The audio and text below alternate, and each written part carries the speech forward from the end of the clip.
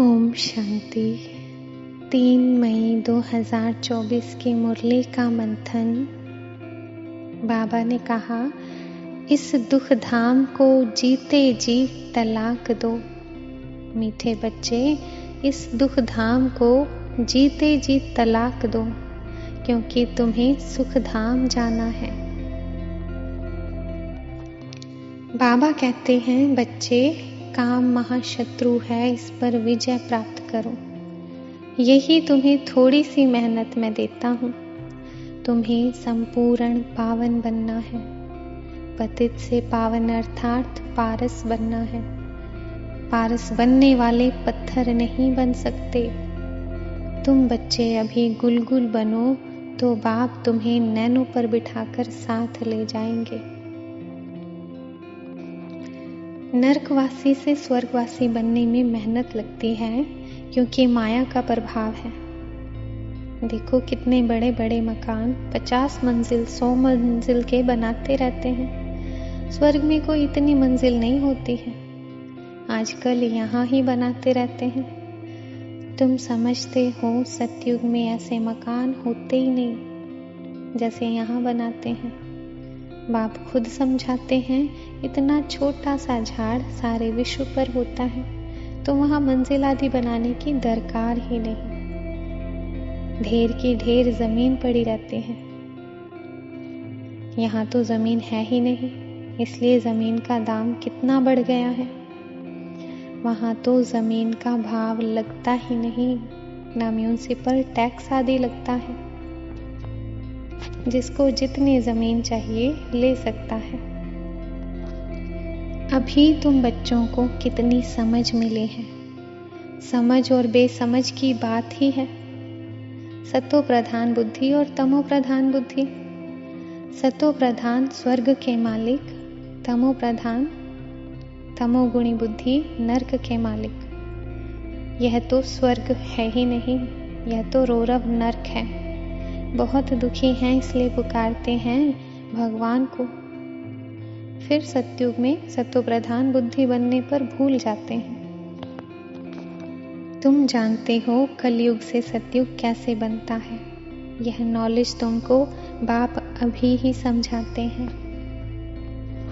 भगवानुवाच, मैं आता ही हूँ कल्प कल्प पुरुषोत्तम संगम युग पर और साधारण मनुष्य तन में।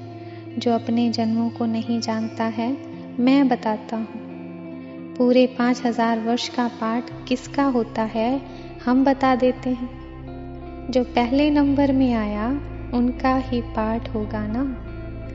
श्री कृष्ण की महिमा भी गाते हैं, फर्स्ट प्रिंस ऑफ सतयुग। वही फिर 84 जन्म के बाद क्या होगा। First beggar, beggar to prince, फिर प्रिंस टू बैगर। तुम समझते हो प्रिंस टू बैगर कैसे बनते हैं। फिर बाप आकर कोड़ी से हीरे जैसा बनाते हैं। जो हीरे जैसा है वही फिर कोड़ी जैसा बनते हैं। पुनर्जन्म तो लेते हैं ना। यह भी तुम जानते हो सतयुग में महल आदि बनने में कोई टाइम नहीं लगेगा। एक की बुद्धि में आया, फिर वृद्धि होती जाती है। एक बनाकर फिर ढेर बनाते जाते हैं।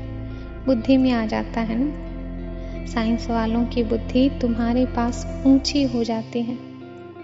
झट महल बनाते रहेंगे। यहाँ मकान व मंदिर बनाने में 12 मास लग जाते हैं। वहाँ तो इंजीनियर आदि सब होशियार होते हैं। वह है ही गोल्डन एज। पत्थर आदि तो होंगे ही नहीं।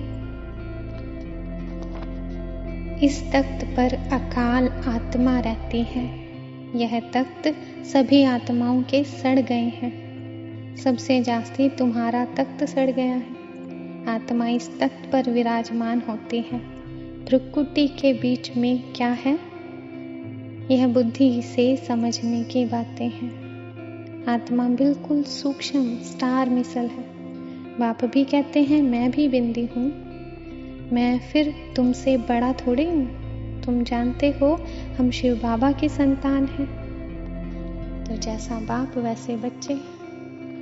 वरदान, बिंदी रूप में स्थित रह औरों को भी ड्रामा के बिंदी की स्मृति दिलाने वाले विघ्न विनाशक भव।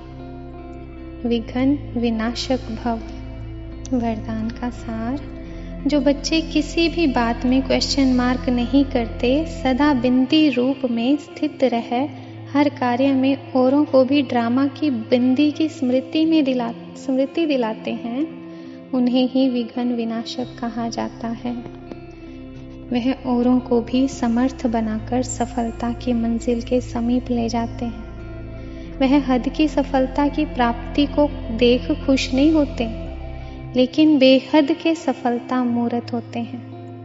सदा एक रस, एक श्रेष्ठ स्थिति में स्थित रहते हैं। वह अपनी सफलता की स्वस्थिति से असफलता को परिवर्तन भी कर देते हैं। स्लोगन। दुआएं दो, दुआएं लो तो बहुत जल्दी माया जीत बन जाएंगे। दुआएं लो, दुआएं दो तो बहुत जल्दी माया जीत बन जाएंगे। ओम शांति।